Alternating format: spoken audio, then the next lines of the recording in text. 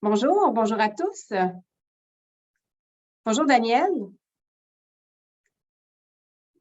Jacinthe, Julie, Laetitia. Bonjour à vous.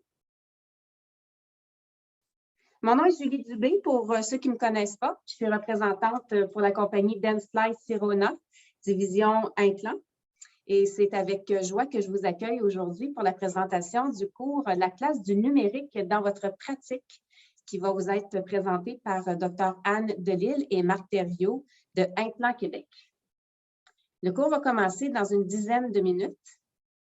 Donc, en attendant, quelques petits rappels. Ça fait certainement plusieurs cours webinaires que vous faites sur Zoom dans la dernière année, mais juste les petits rappels concernant les icônes que vous avez dans le bas. Il y en a une icône qui s'appelle Chat, dans laquelle vous pouvez me dire bonjour, vous pouvez me dire d'où vous venez. Ça fait toujours plaisir de savoir à qui nous avons affaire. Vous pouvez également parler entre vous. Deuxième icône qui va être primordiale, c'est l'icône Q&A. Donc, aussi dans le bas, à côté de participants. C'est là que vous allez écrire vos questions pendant le cours. Et à la toute fin du cours, je vais poser ces questions-là à Dr. Delille et Thériault pour qu'ils puissent y répondre. Alors, les questions vont être répondues à la fin du cours uniquement. Le cours va être enregistré. D'ici 24 heures, vous recevrez par email un lien qui vous amènera directement sur le cours. Donc, vous allez pouvoir y référer à votre convenance dans les prochaines semaines. Et également, concernant les crédits, donc, le crédit auquel vous avez droit pour un cours d'1 heure, vous allez recevoir dans les 2 prochaines semaines un lien sur lequel vous allez cliquer et ça va vous amener à l'évaluation du cours. Et suite à l'évaluation, vous allez recevoir toujours par email le crédit relatif à cette formation. Alors, la salle se remplit tranquillement. On va commencer dans quelques minutes. Bon, Dr. Bugeaud qui s'est joint à nous. Oui, Daniel.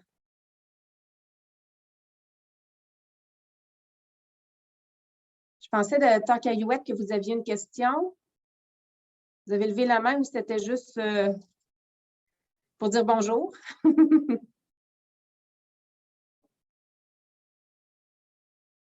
Marc Bonneville, bonjour. Dr. Bachand. Ça fait plaisir de voir vos noms. La belle Rachel. Bonjour à tous. Et je regarde les noms et je me rends compte que je connais la grande majorité d'entre vous.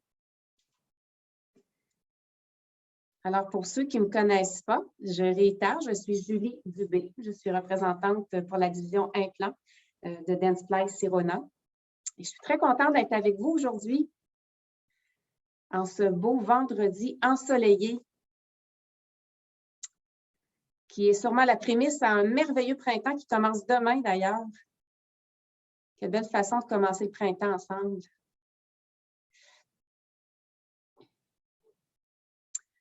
Daniel, tu me dis bonjour. Salut Daniel.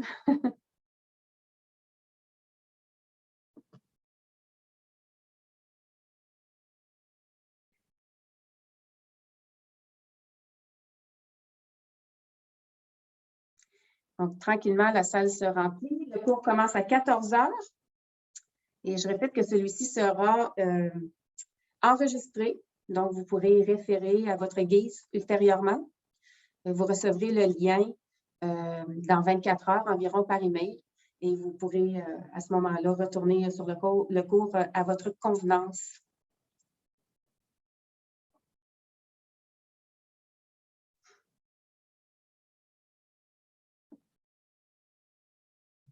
Le sujet qui est très intéressant. Donc, la place du numérique dans votre pratique, sujet de grande actualité. Plusieurs d'entre vous se dirigent effectivement vers le numérique. Donc, ça va être une belle façon d'apprendre comment maximiser vos équipements.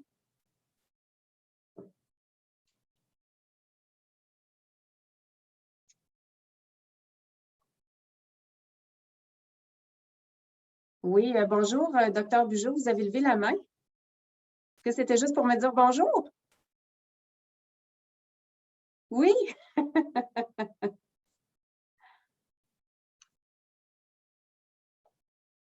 Toujours un plaisir, Éric.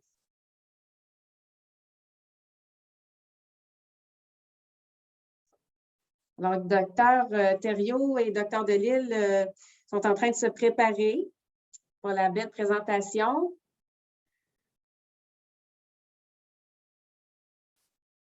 Je vois qu'il y a plusieurs personnes qui se sont jointes à nous là, dans les 2 dernières minutes. Si vous n'étiez pas là, juste un petit rappel que concernant le crédit de formation, vous allez recevoir un email d'ici 2 semaines et ce email-là va vous amener à un lien pour l'évaluation du cours. Et suite à l'évaluation, vous recevrez votre crédit. Soyez attentifs, peut-être que ça va tomber dans vos indésirables. Si toutefois vous avez des problèmes, vous pouvez toujours appeler chez Implant Québec ou m'appeler moi-même pour pouvoir retrouver ce email. Ça nous fera plaisir de vous le retourner s'il y a des problèmes.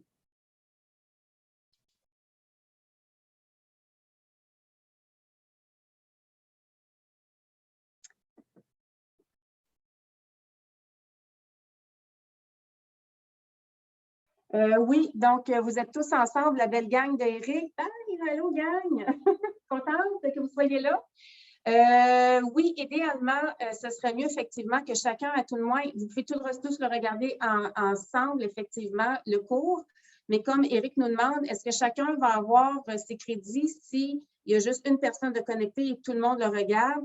Donc, si vous voulez que chacun ait son crédit, ça serait mieux que chacun, à tout le moins, s'inscrivent sur le webinaire, check-in, puis regardez-le ensemble derrière le même écran, il n'y a pas de problème. J'espère que ça répond à ta question, Éric. Et toute ta belle gang. Merveilleuse équipe.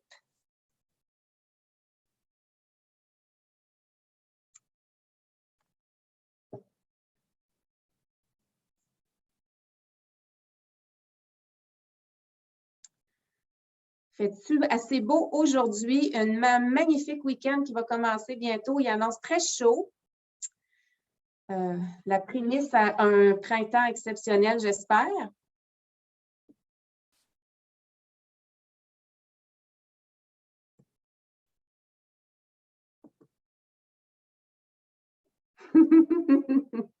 Marc est fin prêt là, pour commencer. Donc, voilà. Alors, encore une fois, Julie Dubé pour Dentsply Sirona, division implant. C'est moi qui va être votre hôtesse pour aujourd'hui. Donc, on est vraiment content, là, toute l'équipe de Dentsply Sirona, d'avoir l'honneur de collaborer avec Implant Québec pour la présentation de ce cours. Tout au long du cours, nous allons vous poser des questions sous forme de sondage. Et avant le début du cours, je vous présente premièrement la première question. On va commencer tout de suite par la plus simple. Alors, est-ce que vous voyez la question?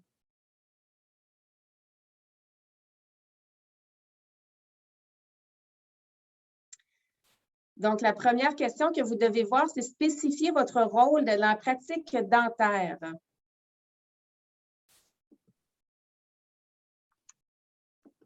Alors, bonjour tout le monde. Voilà. Alors, est-ce que vous voyez bien la première question? Donc, voilà, on voit que les gens commencent à répondre.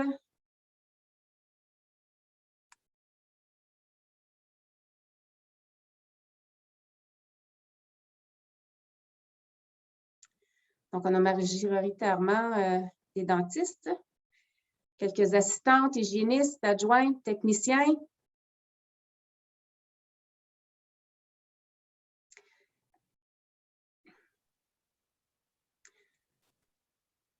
Alors, merci beaucoup. On aime savoir à qui on a affaire, hein? Et sans plus tarder, alors voici les réponses. Anne et Marc, vous avez bien vu? Magnifique. Alors, sans plus tarder, je laisse la parole à Dr. Marc Thériault et Anne Delisle pour le cours « La place du numérique dans votre pratique ». Bon cours à tous. Merci beaucoup, Julie. Vous m'entendez, mais je suis certaine que vous ne me voyez pas. Alors, je ne sais pas si on peut demander à Lès de débloquer ma caméra. Alors, c'est les joies du numérique et du direct. Alors, en attendant que vous me voyiez ma face, vous ne me voyez pas, là, hein? Non, on ne te voit pas, Anne. Oh, calme. Mais faites-vous en pas, vous allez m'apercevoir. Voilà, et voici, j'ai démarré ma vidéo. Et voilà, allô tout le monde! Me voici, me voilà. Donc, merci beaucoup, Julie, pour cette belle introduction. Écoute, effectivement, tu es comme un rayon de soleil pour nous aujourd'hui. Donc, je souhaite un beau bonjour à tous. Peu importe où vous êtes, j'espère que vous êtes quand même assis confortablement avec la vue sur l'extérieur ou bien tout simplement à l'extérieur. Alors, je vois qu'avec les réponses, on a quand même une auditoire assez variée. C'était notre objectif parce que c'est quand même un cours d'introduction là, au numérique. Alors, on est vraiment satisfait de voir tout ça. Donc, toute l'équipe d'Implant Québec, alors Marc Thériault, allô Marc, et moi-même, Anne Delisle, vous souhaite la bienvenue à ce premier webinaire d'une série de 3. Alors, et oui, comme vous le savez, l'an passé, bien, on a dû malheureusement annuler notre présentation. Donc, cette présentation-là qu'on vous fait aujourd'hui était prévue l'an passé en chair et en os ou comme on appelle si bien maintenant, en présentiel. Hein. C'est une nouvelle terminologie là, dans notre jargon pandémique. Alors, mais cette année, on la reprend en version webinaire. Alors, excusez-nous si toutefois on a des petits problèmes techniques. Hein, voyez-vous, c'est quand même, on est à nos balbutiements, nous autres, de notre côté, chez Implant Québec, en webinaire. Alors, depuis la dernière année, je n'ai pas besoin de vous mentionner que le numérique a évolué à vitesse grand V dans nos vies. Et je vous donne quand même quelques exemples. Hein. Qui parmi vous, vous pouvez lever la main, hein, qui parmi vous avez fait quelques 5 à 7 sur différentes plateformes, soit FaceTime, Messenger ou Zoom? Hein? Du moins, moi, j'en ai fait plusieurs pour m'enlever de notre solitude. Qui a écouté les séries sur Netflix? Je ne suis pas mal sûre que vous en avez écouté plus qu'une. Qui a commencé à faire son épicerie en ligne ou bien acheter plein de gugus sur Internet, des fois qu'on n'a pas trop de besoin. Puis même, on a eu possiblement, puis vous avez aussi la chance de fixer une consultation et d'avoir une consultation médicale par Internet. Bref, le numérique fait partie intégrante maintenant de nos vies au quotidien et puis également de nos vies puis de notre pratique en implantologie à tous les jours, plus que jamais. Donc, c'est un incontournable que cette technologie numérique afin de rendre les traitements les plus prévisibles possibles puis de haute qualité à nos patients. Mais comment faire pour y arriver? Bien, c'est la question qu'on s'est posée, Marc et moi. Et puis, c'est durant cette présentation-là qu'on va essayer de répondre le plus à cette question-là. Donc, cette présentation, aujourd'hui, elle a pour objectif justement de vous présenter ces technologies numériques qu'on applique en implantologie qui sont maintenant vraiment entièrement disponibles, de vous les expliquer quand même sommairement parce qu'on a 1 heure pour faire tout ça, puis afin que vous puissiez bénéficier de ces technologies dans votre bureau selon votre implication, votre niveau d'implication désiré. Alors, sans plus tarder, on se souhaite une bonne conférence et Marc, je te cède la parole. Excellent. Merci, Anne. Écoutez, pour moi, c'est une première comme présentation webinaire, donc pour que j'ai d'être présentateur. Donc, ça me fait vraiment plaisir. Je trouve qu'on a l'air un petit peu fou, par exemple, de votre côté, vous regardez ça, ça va bien, mais de notre côté, regarder un écran, c'est pas comme regarder une foule qui nous donne du feedback. Ici, la salle est un peu vide. Je suis moi présentement à Sainte-Foy, au centre d'implant, puis Anne est chez elle à l'autre bout. Donc, vive les technologies. On est très heureux, par contre, de pouvoir faire ça. L'année passée, on a eu du temps en masse pour réfléchir sur l'avenir de notre pratique, sur les les décisions qu'on devait prendre avec le COVID qui nous a frappé de plein fouet au mois de mars et l'arrêt pendant 10 semaines de nos pratiques. Donc, certains d'entre vous ont eu des grandes réflexions, je suppose. Pour notre part, je pense moi et Anne, on partage cette idée-là, mais on a réalisé qu'on aimait vraiment notre pratique et qu'on était privilégiés de pouvoir faire ce travail-là avec nos patients et avec vos patients. Moi, en tout cas, ça a été ma grande réflexion. Ça a été que oui, on aime ça avoir des vacances, mais si vous voulez qu'on a une belle valorisation avec nos patients, puis on fait un bon travail, puis les patients nous amènent notre jus à chaque jour. Donc, je suppose que c'est la même chose pour vous autres. Donc, puis d'avoir la chance et le privilège aujourd'hui de pouvoir faire cette conférence-là avec vous autres, c'est super intéressant. Et on en a profité justement de ce moment de recul-là l'année passée pour dire, bien écoute, Anne, qu'est-ce qu'on fait? Où est-ce qu'on s'en va? On a été élevé par des old-timers un peu là, au niveau de la pratique de l'implantologie. C'est pas que ça ne fonctionne pas bien, ça fonctionne super bien. Mais le train passe, il est là. On aime les technologies, on est d'une génération hybride, nous autres. On n'est pas des high-tech, les jeunes high-tech, on n'est pas les vieux old-school. On est entre les deux, donc on s'est joint les pieds, les mains, puis on a dit on fait le grand saut, puis on y va pour le numérique. Donc, la page de présentation parle de la place du numérique dans votre pratique. Bien, je dirais c'est la place du numérique peut-être aussi dans notre pratique, parce que notre pratique est peut-être un peu différente. On voulait vous présenter où est-ce qu'on en était. C'est quoi nos objectifs, d'où on part, parce que c'est sûr que le numérique, on l'utilise depuis plusieurs années, 2006 environ, donc ce n'est pas nouveau. Par contre, on a entré cette année, on a structuré notre pratique pour pouvoir faire en sorte qu'on utilise le numérique. Donc, on va vous présenter un peu qu'est-ce qu'il y en est. On commencerait, Anne, je ne sais pas, on va peut-être juste faire un petit test pour être sûr que j'ai le contrôle de ton écran. Si tu veux m'accepter chez vous. Je t'accepte. As-tu le contrôle? Ça, j'ai de la misère à donner le contrôle. Ça, tu sais, Marc. Hein? Oui. Voilà, tu as le contrôle, mon cher. Bon, la question 2, ça, c'est peut-être toi, mais c'est revenir. Alors, vous allez nous excuser, hein, il y a un petit délai, là. Ce n'est pas la vitesse de la lumière, donc... En attendant notre plein contrôle de la situation, on vous pose une deuxième question. Julie, je te laisse aller avec ça. Du moins, si Julie ne veut pas aller avec ça. Alors, on vous pose la question, possédez-vous un appareil numérique dans votre pratique? On vous laisse quelques instants pour y répondre. Oui, je suis là, Anne. Pendant ce temps-là, moi, je vais continuer. Alors, avant toute chose, il faut faire un petit peu de théorie. Alors, j'hérite de cette section-là. Pas que c'est un peu, j'ai le mot boring en anglais, là, mais c'est quand même une section importante. C'est de la terminologie, ni plus ni moins.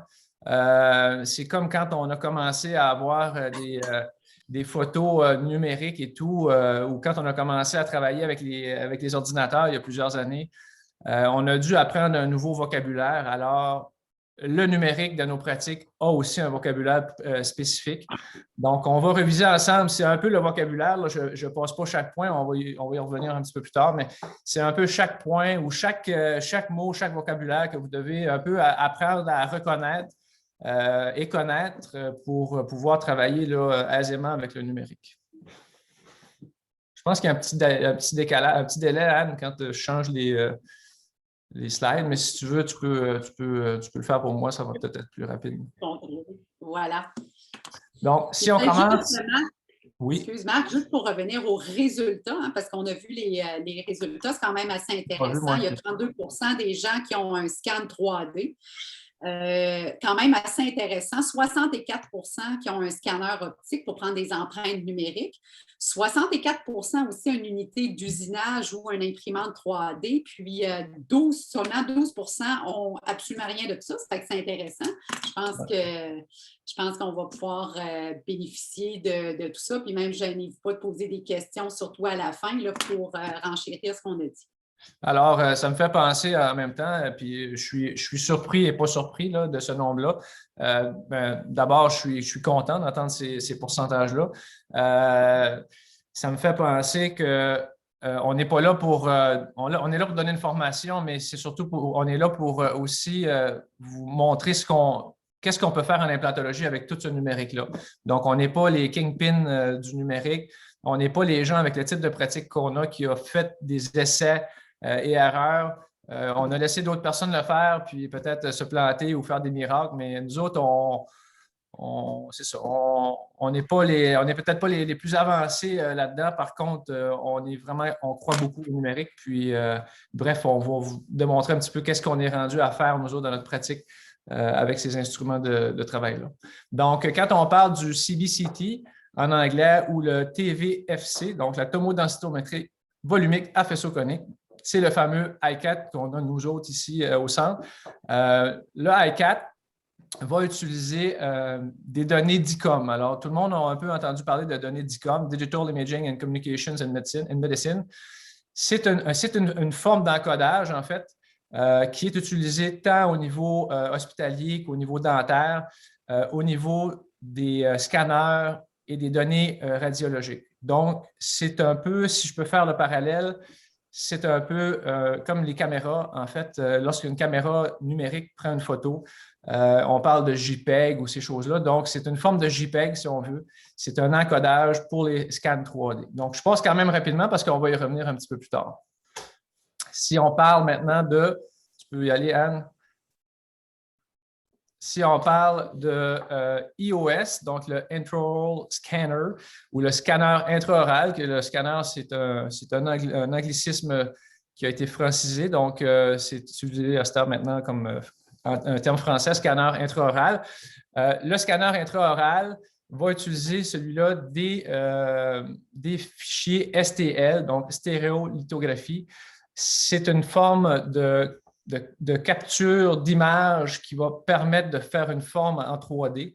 Donc, c'est des fichiers STL, comme une vidéo va être un fichier MP4 ou des choses comme ça. Donc, c'est photo JPEG, vidéo MP4, c'est un peu la même chose. Donc, c'est une forme d'encryptage différent, mais c'est des fichiers qui sont nommés STL et DICOM. Donc, il faut faire la différence entre les deux parce que c'est des fichiers qui ne sont pas pareils. Donc, le transfert numérique, on a souvent entendu parler du scan body. Il y a plusieurs terminologies, là, le flow intraoral, scan body. Ce qu'on voit le plus souvent, c'est un scan body. C'est exactement l'analogie faite avec l'ancien ou le analogique. Le transfert d'implants qu'on utilise pour faire des empreintes standards. Donc, dans le numérique, on va parler d'un scan body qui est très spécifique à chaque compagnie d'implants et je vous dirais de faire très attention et d'utiliser des pièces, encore une fois, d'origine pour être certain que les données se transfèrent bien au niveau du scanner intraoral. Les 3D printers ou les imprimantes 3D, ben oui, certains en ont entendu parler, certains en ont. Ça l'a révolutionné, je vous dirais, surtout les laboratoires, parce qu'on est capable de printer comme une feuille d'une imprimante. On est capable de faire l'impression d'un modèle en 3 dimensions, des plaques occlusales, des guides chirurgicaux. Alors, c'est de toute beauté à voir ça aller, ces machines-là. C'est d'une précision hors pair. Ça permet aux gens du laboratoire ou en clinique de faire autre chose pendant que l'imprimante imprime les modèles. On peut imprimer, certaines imprimantes peuvent imprimer des dizaines de modèles en même temps. C'est des fichiers. Donc, ça part, on laisse ça travailler. On peut être sur le bord de la plage, puis l'imprimante fonctionne seule dans le bureau. On peut avoir le contrôle à distance avec nos cellulaires. Donc, on est rendu là au niveau des impressions. La plupart des empreintes qu'on prend maintenant, bien, le laboratoire nous envoie des modèles 3D comme ça pour travailler avec.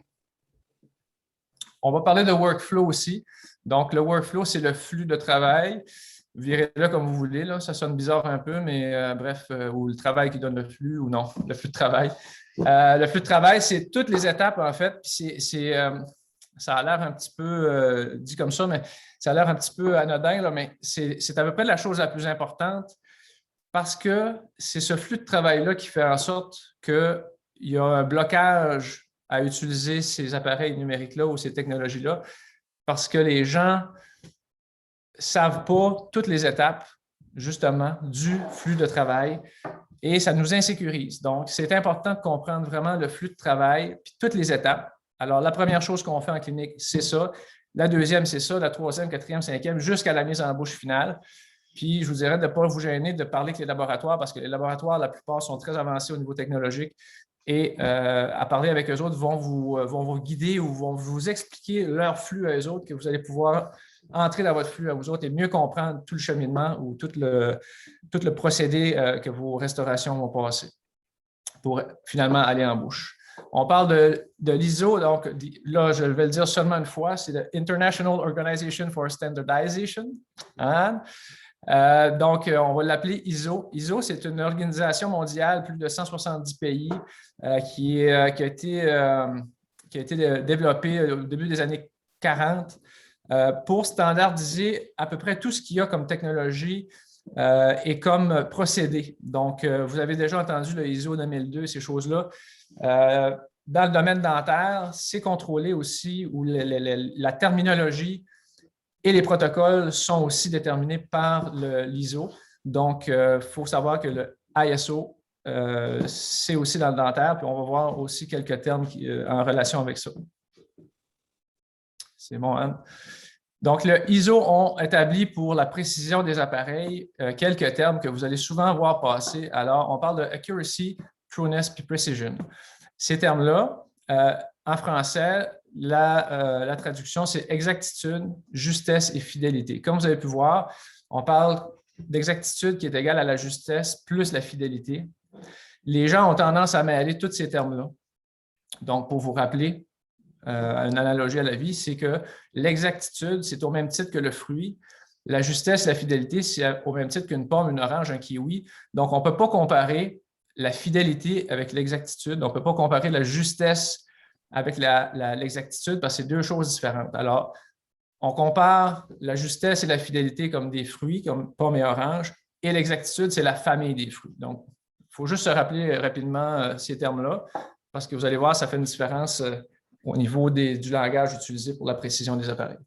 Donc, je vous passe un petit peu ces définitions-là parce que je crois que ça a été élaboré par des hauts scientifiques, mais bref, quand on lit, on ne comprend pas grand-chose, donc on a résumé par un... Si tu veux y aller, Anne.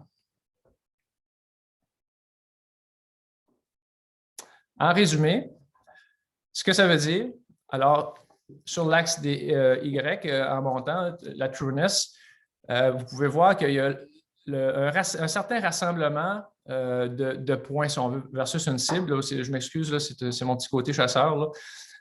Donc, et sur la barre horizontale, on a la précision. Donc, l'accuracy va venir rejoindre les deux. Donc, plus on est précis, plus notre cercle de balles, si on veut, est petit. Et plus il est rassemblé, plus on va avoir un appareil qui va être précis. Donc, je suppose que je vous perds avec tout ça. Ce n'est pas bien grave parce que l'important, c'est de comprendre qu'on a affaire à des outils de travail qui sont ultra précis. Mais lorsqu'on lit sur la nomenclature ou sur les études, c'est important de faire la différence entre ces termes-là. Donc, ce qu'on recherche, c'est un appareil qui a beaucoup de précision et de trueness, donc la fidélité, comme on a parlé tantôt. Donc, on peut continuer, Anne, s'il vous plaît.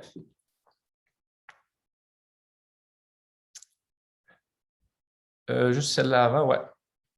Donc, plusieurs études et recherches ont travaillé justement sur la précision et la fidélité et l'exactitude des appareils utilisés. Les principaux, on les voit là. Il y en a des dizaines d'appareils d'empreintes numériques. Ce qu'on a ressorti ici, est-ce qu'on voit ma petite souris se promener sur l'écran, Anne? Non? Bon. Non, mais alors, tu peux essayer encore une dernière fois une tentative de reprendre le contrôle de mon écran. Oui. Oh, tu l'as. Bon, OK. Alors, ce qu'on peut voir sur l'écran ici, c'est qu'on a l'appareil, les principaux appareils qu'on connaît, le Trios ici, le TreeShape, puis le PrimeScan et le OmniCam. Donc, on peut voir le PrimeScan ici, là, où est-ce qu'on s'en vient là, dans des précisions, des hautes précisions, même ici le Trios aussi. Puis on peut voir d'autres appareils là, qui ont beaucoup de variables au niveau de la précision. Donc, on est vraiment rendu à un niveau de précision pas ultime, là, mais de haute précision.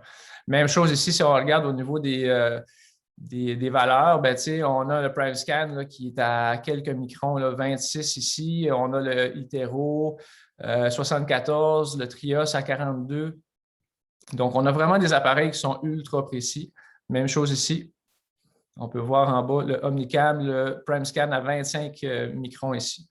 Donc, on est dans des chiffres très petits et des appareils de haute précision. C'est tout ce qu'on voulait démontrer dans le fond, puis c'est de savoir un peu le vocabulaire, la terminologie qui vient avec ces appareils-là.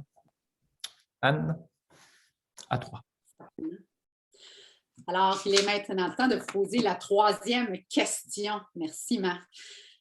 Alors, Julie, si tu voudrais bien placer la troisième question à l'écran pour notre auditoire. Alors, effectuez-vous des restaurations? Oui, donc effectuez-vous des restaurations sur implant à l'aide de votre appareil numérique? Vous avez comme 2 choix, oui, non. Alors, on attend quelques instants pour avoir votre réponse. Alors, effectuez-vous des restaurations sur implant à l'aide de votre appareil numérique?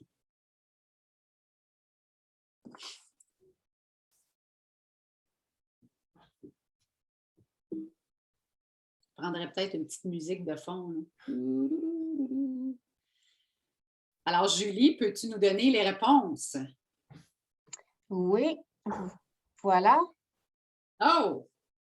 Alors, écoutez, c'est quasiment à égalité, hein? 50-50. Donc, 47 font leur restauration à l'aide de leur appareil numérique et 53 le donnent en sous-traitance au laboratoire. Bien, c'est super intéressant.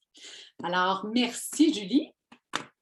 Donc, maintenant, je vais vous parler des étapes de traitement en implantologie, puis on va faire le parallèle, bien entendu, plus avec les étapes numériques en implantologie.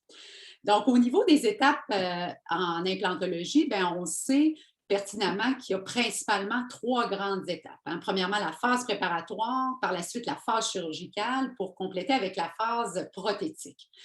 Et puis, on pourrait rajouter également, ça y est, c'est moi qui parle le contrôle. Marc, j'ai perdu le contrôle. Voilà. Merci. Alors, donc, on pourrait rajouter une 4e phase, puis on devrait rajouter une 4e phase à un traitement en implantologie, qui est la phase de maintien. Cette phase-là, on va vous en parler dans notre 3e webinaire qui va être en septembre prochain. Alors, on va la garder en attente pour aujourd'hui. Donc, si on transpose ça dans le flux de travail numérique, le Digital Workflow en implantologie, bien, au niveau de la phase préparatoire, maintenant, on va parler du scan 3D, qui est un essentiel en implantologie pour bien préparer nos cas.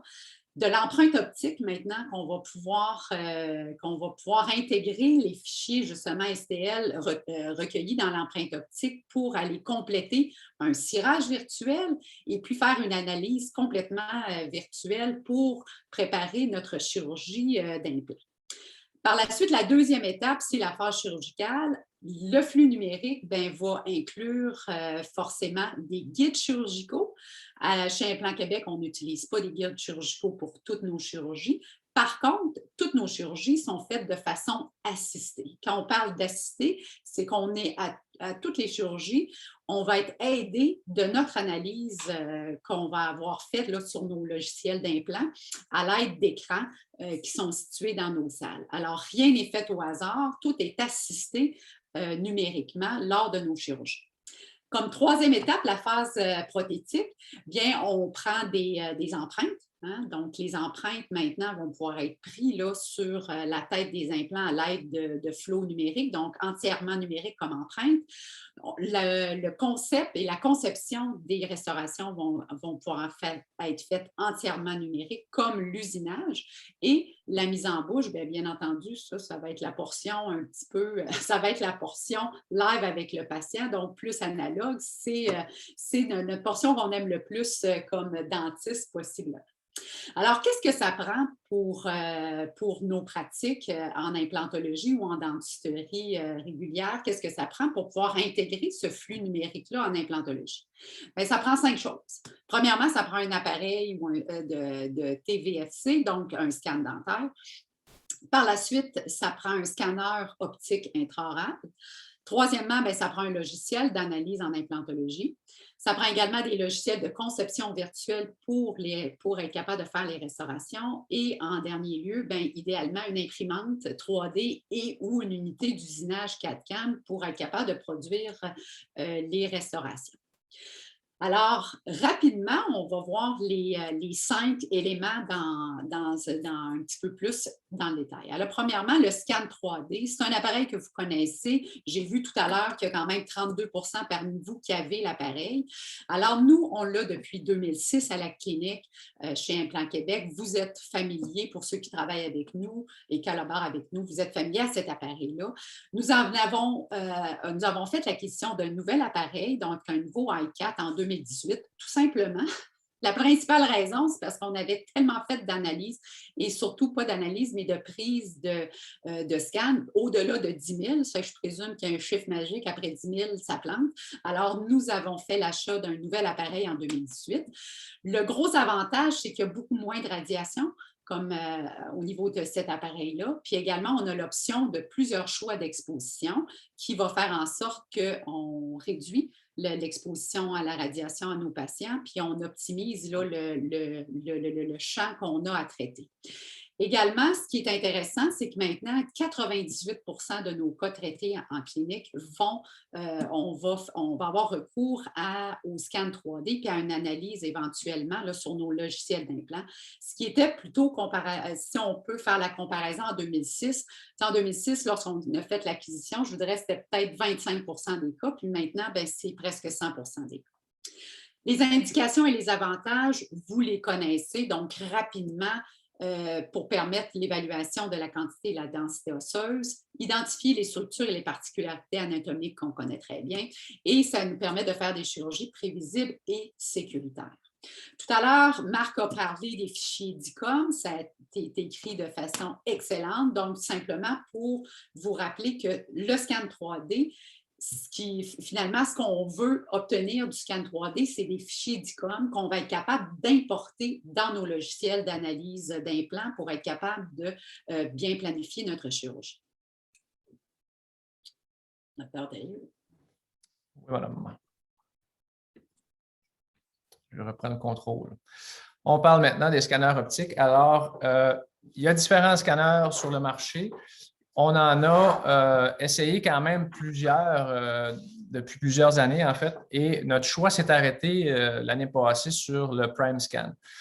Pourquoi le PrimeScan? Bien, tantôt, on a parlé de sa haute précision. Donc, c'est un des appareils les plus précis. Tantôt, je vous parlerai un petit peu, là, on a fait un tableau comparatif de différents appareils. Donc, ça va résumer un peu pourquoi notre choix s'est arrêté sur cet appareil-là.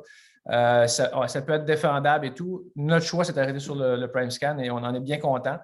Mais pour vous dire à quel point ça peut être précis, ces appareils-là, un cheveu va faire en moyenne de 50 à 100 microns.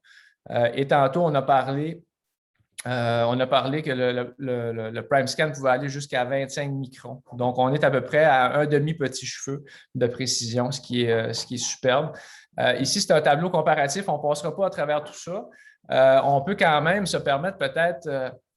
J'aime bien comparer, mettons, les deux qui ressortent le mieux. Donc, le Trios 4, le 3Shape, et le PrimeScan ici. Est-ce que vous voyez, Anne, tu vois-tu ma petite souris se promener? Bon, parfait. Alors, le Trios 4 ici, on parle de vitesse, de la rapidité ici, de capture de l'information. Donc, la rapidité de capture de l'empreinte, la grosseur de l'appareil, la facilité de travailler avec, le prix et toutes les autres données ici que vous pourrez regarder, qui sont des avantages, qui ne sont pas nécessairement obligatoires, je dirais, mais ce qui est important, c'est la précision de 1 qui n'est pas marqué là, mais on a vu tantôt à quel point c'était précis.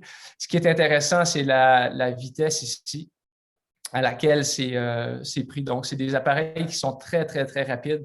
En fait, c'est complètement incroyable à voir ça aller, à quel point c'est rapide. Moi, qui ai été formé à partir du CEREC 3, là, il y a plusieurs années, presque 20 ans, à l'arrivée du CEREC 3, et aujourd'hui, c'est incroyable en 20 ans ce qu'on a fait comme bon. Le flux de travail, en fait, qui est un peu plus facile ici avec le PrimeScan qu'avec le Trios.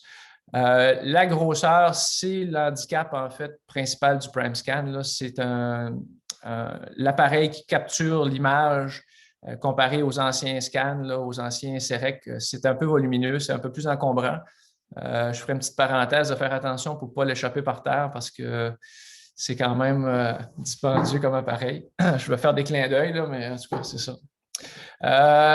Donc, la facilité d'utilisation, on est à 5 avec le PrimeScan, 4.5 pour le Trios. C'est sûr que c'est des appareils qui sont plus dispendieux. Je vous dirais, quand on est rendu à investir dans des technologies comme ça, ce qu'on veut, c'est de la haute précision, de la haute qualité. Je pense qu'il ne faut pas lésiner nécessairement sur l'investissement que ça demande. Donc, bref, c'est un appareil qui est très bien coté, qui est très précis. Donc, c'est pour ça que notre choix s'est arrêté sur lui. D'autres vont préférer le Itero ou le TreeShape. Il n'y a aucun problème. L'important, c'est d'avoir un appareil qu'on maîtrise bien en clinique. Au niveau de la rapidité d'acquisition d'images, ben, ce sont des appareils qui sont extrêmement rapides. Pour le PrimeScan, on parle de plus de 1 million de points 3D par seconde. Donc, pour vous donner une idée, c'est de la lumière.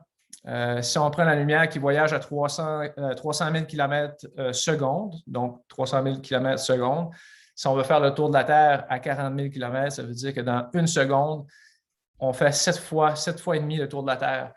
Donc, c'est à peu près la vitesse d'acquisition de ces appareils-là. C'est incroyable à quel point ça va rapidement.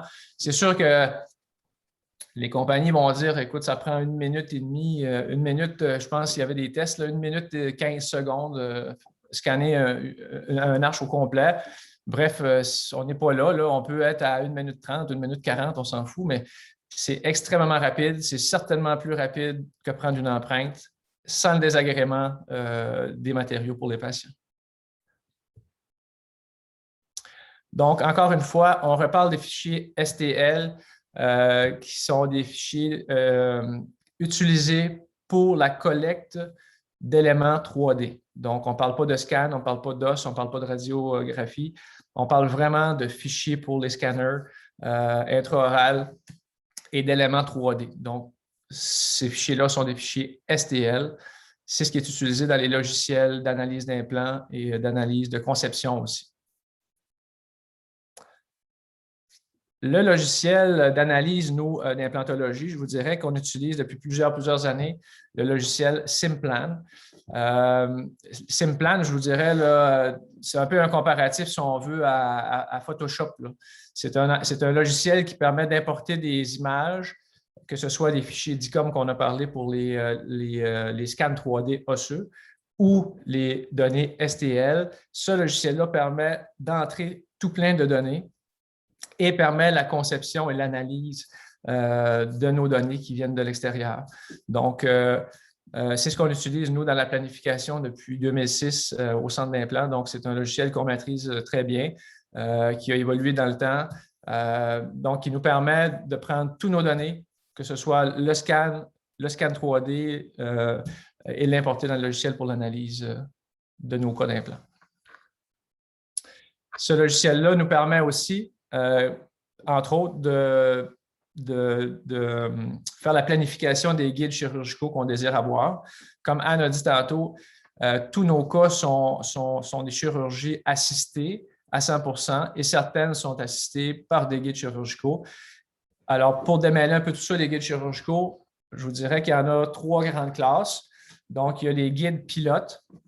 Le guide pilote, il va servir simplement à faire un premier trou de 2 mm. Et ces guides-là sont d'ailleurs designés et machinés selon notre planification initiale d'implants et de dents. Donc, une fois le scan analysé pour les implants, là, c'est tout. On design la dent qu'on désire. Et à partir de ça, on va fabriquer le guide exactement à l'endroit où on a placé nos implants sur les logiciels. Donc, je disais, on a un guide pilote qui est le guide le plus utilisé, je vous dirais, parce que c'est facile, parce que ça nous donne encore le feeling de la chirurgie, dans le sens qu'on n'a pas un guide entre nous, notre forêt et l'os du patient. Donc, on fait un premier trou et le reste va suivre à la main, avec justement assisté par notre analyse 3D qui est à l'écran dans nos salles de chirurgie. On a aussi le guide universel, donc qui peut être utilisé avec des clés, comme vous pouvez voir les clés ici. et différents forêts. Donc, c'est un système qui est ouvert pour à peu près tous les systèmes d'implants, qui est facile à utiliser aussi, mais là, qui va nous permettre de guider notre chirurgie tout le long. Et on a le Safe Guide qui est vraiment spécifique à l'implant qu'on va utiliser.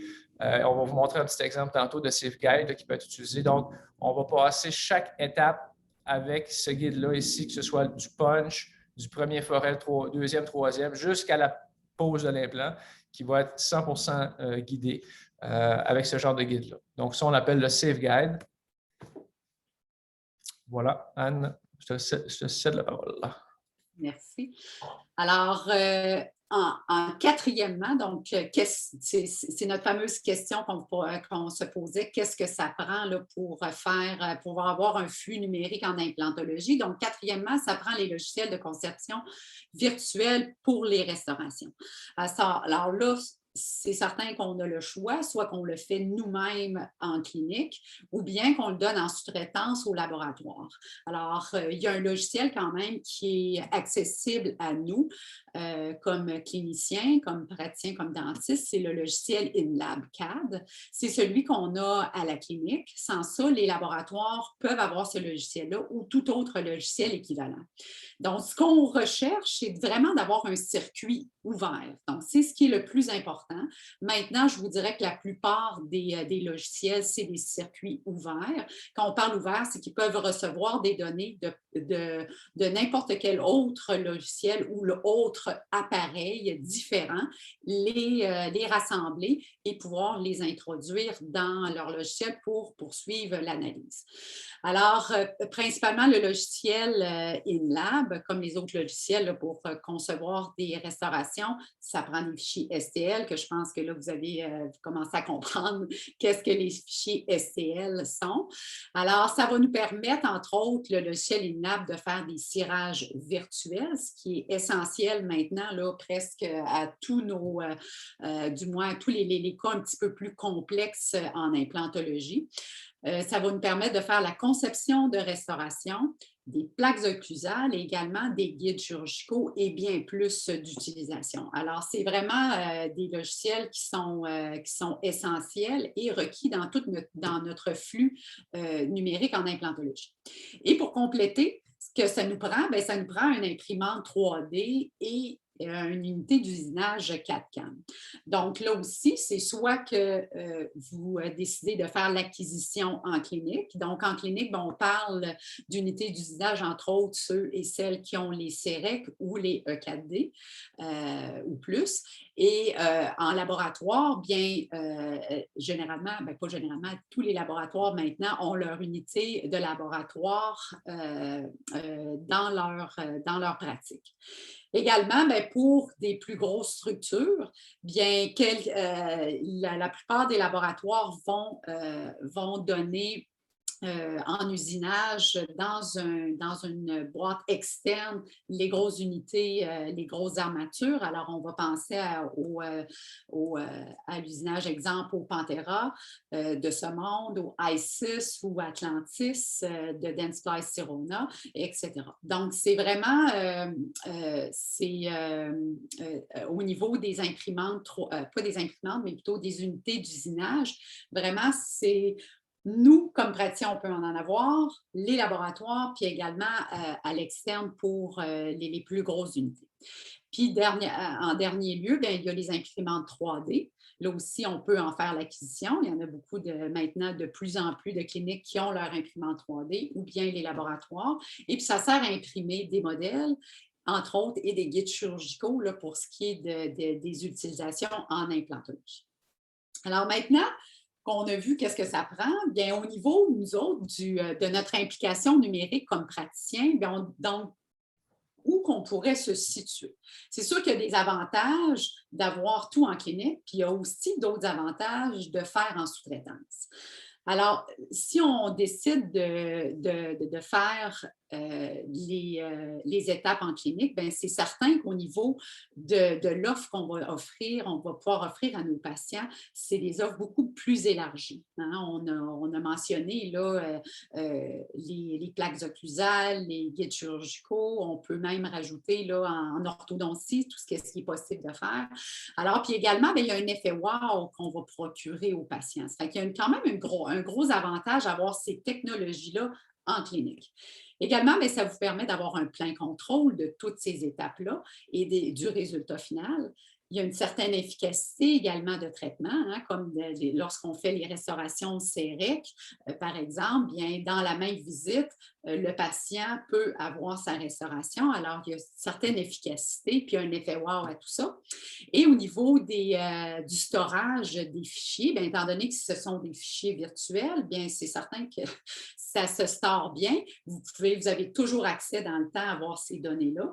Alors, c'est certain qu'on n'élimine pas l'impression ou avoir des modèles, mais ça réduit beaucoup la quantité. Puis surtout, ça fait que, étant donné qu'on a des fichiers en storage, on a la fiabilité d'aller consulter dans le temps et de réutiliser au besoin. Si en parallèle, on envoie en sous-traitance, bien aussi, il y a des grands avantages. Le temps de planification, donc c'est pour vous, c'est votre technicien de laboratoire. Aucun temps non plus de production, donc c'est intéressant pour ça. Vous n'avez pas besoin d'investir. Puis, l'inventaire de tous les matériaux et tout, bien, c'est certain que c'est réduit. Alors maintenant, l'autre question qu'on peut se poser, bien, avec tout ça, avec le flux numérique qu'on a parlé, les appareillages, bien, comme implication, est-ce qu'on est tout obligé d'avoir en partie ou presque pas? Bien, écoutez, c'est les 3 options que vous avez. Donc, si vous voulez vous diriger entièrement dans le flux numérique, que ce soit en dentisterie générale ou bien en implantologie, bien, vous pouvez entièrement faire du numérique du début à la fin. De faire l'acquisition de tout ce qu'on a parlé et puis de tout gérer en clinique. Par contre, l'autre option, bien, c'est d'avoir comme un hybride. Alors, soit que vous faites toute l'acquisition, plutôt partiellement l'acquisition de ces appareils-là, puis les autres, vous allez les donner en sous-traitance. On peut faire le parallèle aussi avec les étapes de traitement. Alors, les étapes de traitement peuvent être faites en portions selon la version analogue, puis en portions en version numérique. Alors, c'est à vous à décider au niveau d'une solution hybride où vous vous situez là-dedans. Puis, si vous n'êtes vraiment pas confortable, bien, vous pouvez décider de tout donner en sous-traitance également. Nous autres, chez Implant Québec, bien, je vous dirais qu'on est pas mal hybride. Hein? Alors, dépendamment des cas, vous allez voir tout à l'heure, bientôt, là, on vous présente des cas cliniques. Donc, vous allez pouvoir bien voir puis bien concevoir que la solution hybride là, est très avantageuse, puis on peut l'appliquer à la plupart des cas. Alors, pour compléter, qu'est-ce que ça prend autre que les appareils? Bien, c'est certain que ça prend d'autres choses. Hein? Donc, ce qu'on a remarqué, puisque vous avez sûrement remarqué, étant donné que la plupart de vous, vous avez des appareils numériques, bien, ça prend des sous. Hein? Non seulement l'investissement de base, mais à long terme, vous devez, pour avoir accès aux mises à jour, bien, investir constamment pour garder à niveau vos appareils numériques. Également, mais ça prend des lieux adaptés, des lieux physiques adaptés. À la clinique, on a décidé vraiment là, au centre de faire un virage là, pour intégrer un flux numérique en implantologie, du moins l'optimiser, ce flux numérique-là. Avec la pandémie, on est retardé d'1 an, mais on commence des travaux au mois de mai, justement, pour mettre de l'avant nos lieux physiques et surtout notre département numérique. Alors, on pense vraiment que pour impliquer, pas impliquer, mais mettre en place un flux numérique optimal, bien, ça prend un département numérique. Puis, qui dit département numérique, bien, ça prend une personne ressource pour de l'équipe pour s'en occuper. Alors, si nous autres, on n'a pas le temps, ou si vous autres, vous avez moins de temps, bien, c'est de nommer une personne qui est hyper motivée puis qui a du temps, parce que ça prend beaucoup de temps et de motivation pour mettre de l'avant le flux numérique. Et également, bien, il faut organiser l'horaire en conséquence pour faire en sorte qu'on atteigne l'objectif d'avoir un flux numérique dans notre pratique. Donc, qu'est-ce que ça prend? Ben, c'est pas mal, je pense que j'ai pas mal fait le tour.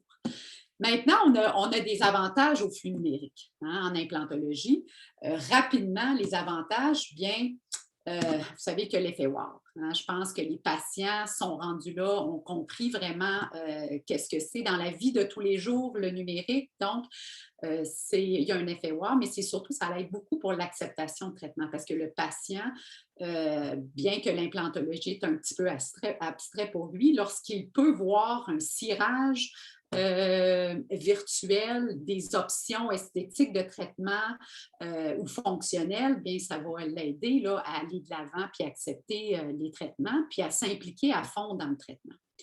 C'est certain que l'avantage du flux numérique, c'est énormément de précision, de rapidité, beaucoup de prévisibilité, parce que, étant donné qu'on met tellement d'emphase sur la phase de diagnostic et préparatoire, bien, on est capable de prédire le résultat final avec certitude.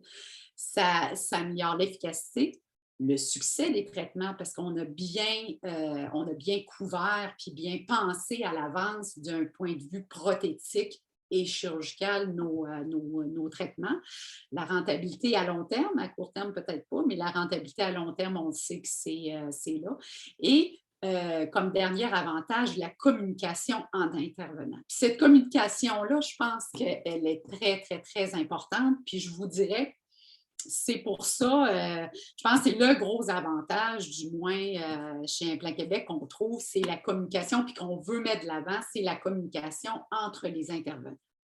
Lorsqu'on parle d'intervenants, on sait qu'il y en a 3 en implantologie.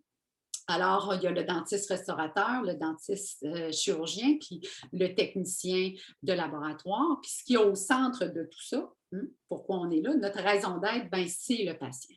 Alors, chaque intervenant va avoir un rôle dans cette communication-là. Puis c'est ça qu'on veut mettre de l'avant, puis faire la promotion. On en fait beaucoup souvent, cette promotion-là, mais avec ce qu'on vit aujourd'hui, bien, je pense qu'on peut vraiment mettre de l'avant cette communication au bénéfice de tous.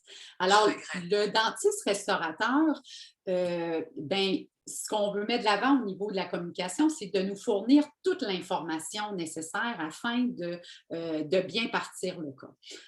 Pour qu'ils prennent part, ils s'impliquent beaucoup dans cette planification-là et surtout la phase du cirage virtuel puis de l'approbation de la partie prothétique.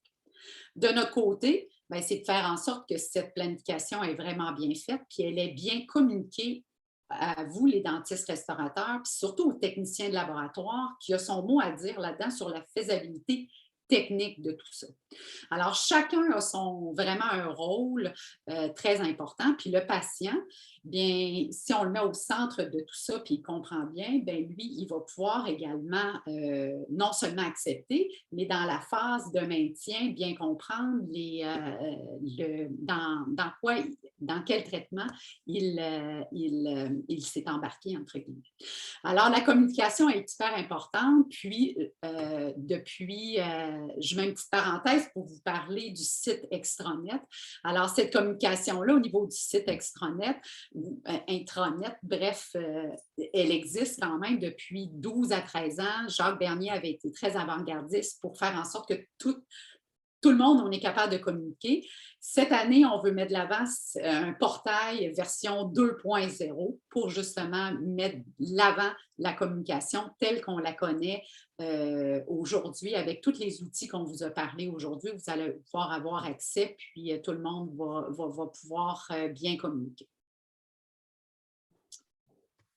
Alors, Marc, je ne sais pas si tu avais quelque chose à rajouter là-dessus avant qu'on ait à la 4e question. C'est très clair, c'est bien. C'est superbe. On est excités. Alors, on est prêt pour la 4e question? Non, on est dû pour notre 4e question. L'idée si on vous a endormi, du moins de vous réveiller, parce qu'après ça, on passe au cas clinique. Donc, on va mettre en application ce qu'on vous a décrit. Donc, question numéro 4, utilisez-vous, selon vous, après tout ce qu'on vous a dit, utilisez-vous vos appareils numériques à leur plein potentiel? Oui, non, ou vous ne le savez pas du tout?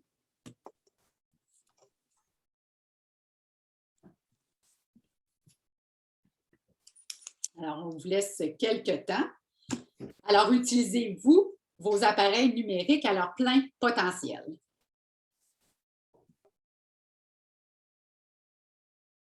Donc, Julie, as-tu les réponses pour nous? Voilà. Alors, non. Ah, bon. Alors, 16% disent oui. Intéressant. Non à 74%. Donc, on espère que les cas cliniques vont vous donner des idées. Sinon, bien, écoutez, à la fin, si c'est encore toujours ça, bien, on va mettre de l'avant des formations très pointues, du moins en implantologie prothétique, pour mettre de l'avant le flux numérique. Alors, passons maintenant au cas clinique. Je vais aller très rapidement dans le premier cas clinique que je veux vous présenter, même dans les deux premiers cas.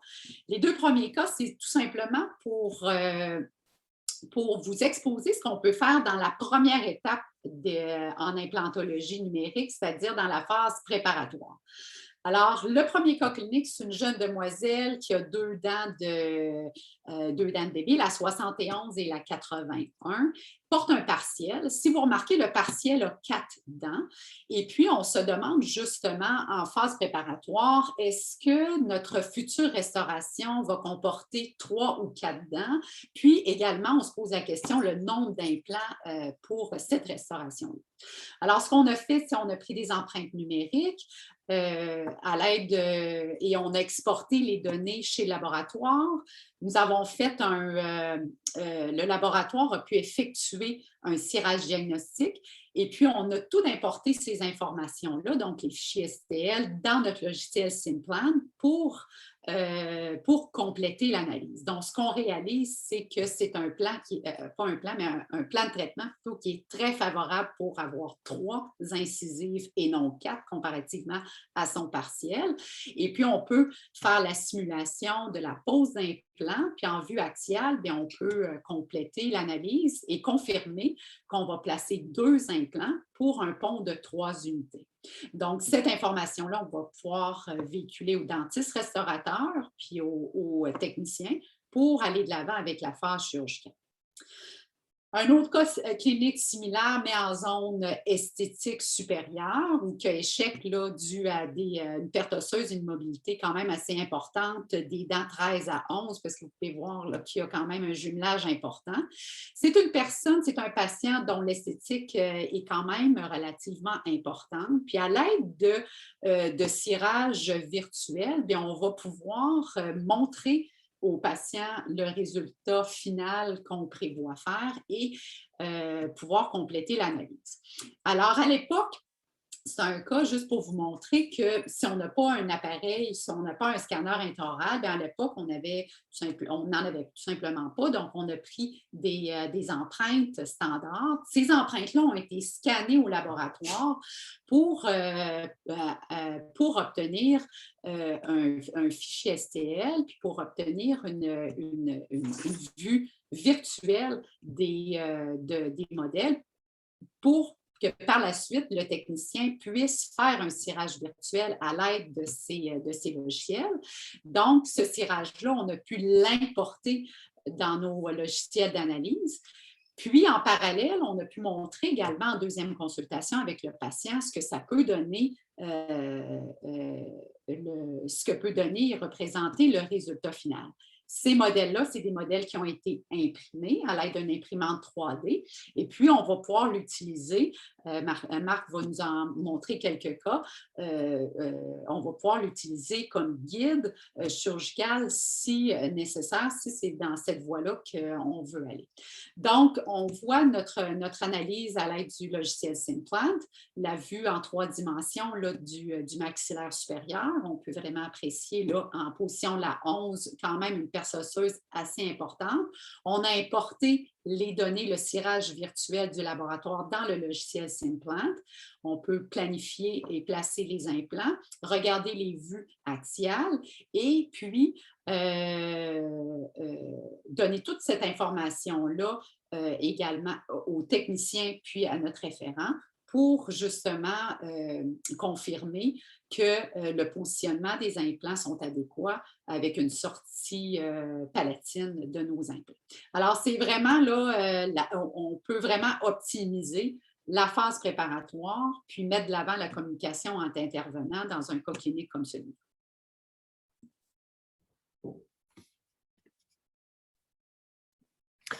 Alors, un autre cas clinique. Dans le fond, les cas cliniques qu'on vous présente, c'est des cas cliniques qui n'ont pas été, comme vous pouvez voir, faits nécessairement de A à Z de façon numérique. Et c'est pour vous démontrer où vous pouvez vous impliquer comme clinicien dans le numérique. Donc, effectivement, nous, on n'a pas de centre d'usinage ici au centre parce qu'on n'est pas, on ne fait pas de couronne, on ne fait pas de couronne, on fait des couronnes sur implant à l'occasion, mais on ne fait pas de couronne sur dents naturelles et compagnie. Donc, notre appareil CEREC, on n'a pas le centre d'usinage. Donc, on ne s'implique pas à ce niveau-là, mais on s'implique au niveau diagnostic énormément parce qu'en implantologie, vous savez, la chose la plus importante, ce n'est pas de mettre l'implant, c'est la planification avant de mettre l'implant. Donc, on doit faire une bonne planification. Et c'est à ce niveau-là, pour nous, que le numérique nous aide énormément, puis nous aide énormément à communiquer avec les référents et avec le laboratoire. Donc, ce qu'on vous présente comme cas clinique, ce n'est pas nécessairement de A à Z tout le flux. C'est voici, avec ce patient-là, qu'est-ce qu'on a fait, nous, chez nous, avec le numérique. Et c'est des choses qui peuvent être faites dans votre bureau aussi. Donc, c'est un peu ce qu'on veut vous démontrer. Donc, ici, on a un patient dans les années 70, 72. Monsieur Claude. Monsieur Claude, il se présente avec une dent manquante, puis Monsieur Claude, il veut avoir des dents le plus rapidement possible en avant. Il y a un échec de la dent 11. Comme vous pouvez voir, la 21 a de l'infiltration. Est-ce que ça fonctionne? L'infiltration sous la couronne. La 23 a une fracture verticale, donc il n'y a plus rien qui va bien. Il y a un manque de support postérieur, forcément. Et donc, il veut avoir des dents le plus rapidement possible, mais je vous dirais que Georgette veut plus de dents le plus rapidement possible que M. Claude. Donc, Georgette, vous avez compris que c'était sa femme. Donc, ce qu'on a fait en premier lieu, et ça s'est passé à la consultation. Donc, c'est quand même assez rapide. Et c'est pour ça qu'on se devait, chez Implant Québec, de faire un département. Puis c'est ce qui nous a pris du temps un petit peu là, pour faire le grand saut, c'est qu'on n'a pas trouvé d'autre façon de le faire avec le type de pratique qu'on a que de faire un département complet numérique. Donc, une personne disponible, les équipements pour le faire, le temps dans l'horaire. Donc, sinon, ça devenait plus compliqué, puis ça nous faisait peut-être un peu moins aimer les technologies. Donc, en faisant ça, je pense que tout le monde a un engouement à la clinique et tout le monde est heureux, les patients aussi. Donc, ce qu'on a fait, c'est qu'on a vu le patient en consultation et on a scanné le patient immédiatement pour justement faire un cirage numérique diagnostique. Donc, on a la photo du maxillaire. Ce qu'on voit ici, c'est la superposition des deux modèles. Donc, lorsqu'on a du gris tacheté haut et bas, c'est-à-dire que le logiciel a compris que les deux modèles s'agençaient parfaitement et on a ici les deux modèles séparés avec les points de contact occlusal.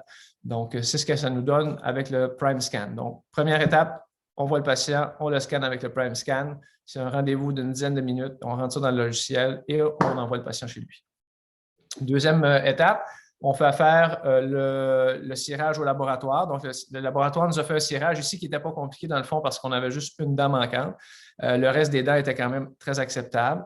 Le laboratoire nous a fourni un modèle imprimé que nous, on a reçu ici à la clinique. Et on a fait la fabrication de 2 gouttières ici on peut voir une des gouttières qui est ouverte et on a fait une autre gouttière qui est semi-ouverte que vous allez voir tantôt. Voilà. Donc, la première gouttière qui est complètement ouverte ici et la deuxième gouttière pour la conception du temporaire. Donc, on a décidé de placer des implants, comme vous allez le voir, et de faire le temporaire à la première chirurgie. Donc, on s'est fait des gouttières pour nous aider. Comme guide. Alors, on ne voulait pas, dans ces cas-là, c'est peut-être personnel, mais ces cas-là où est-ce que... Oups, trop vite. Ces cas-là où on place on fait les extractions et on place les implants au même rendez-vous. Personnellement, je préfère travailler la plupart du temps sans guide. Je vous dirais parce que le trou de la dent, c'est à peu près le meilleur guide pour moi et on a besoin vraiment de tout notre feeling au bout des doigts pour savoir l'emplacement, la qualité de l'os. Des fois, on veut se tasser de 1 mm, un demi-millimètre plus à gauche, plus palatin. Donc, généralement, je n'utiliserai pas le guide chirurgical pour ces cas-là. Par contre, ce que j'aime beaucoup, c'est un guide avec une coquille comme ça ici, ce qui permet de visualiser la position des dents. Et pour moi, c'est suffisant pour savoir est-ce que je suis au bon endroit ou pas. Donc, ici, on a extrait les dents, comme vous pouvez vous remarquer, en fait, de façon atraumatique. Donc, aucun lambeau, périotome pour bien dégager la gencive et on extrait les dents de façon atraumatique. On s'assure que l'alvéole est bien nettoyé, extrêmement bien nettoyé, et on s'assure aussi que l'os au pourtour de l'alvéole est intact. Et c'était le cas ici. Donc, on a décidé de faire nos implants. On a commencé par faire nos petits trous initiaux de 2 mm, nos trous pilotes.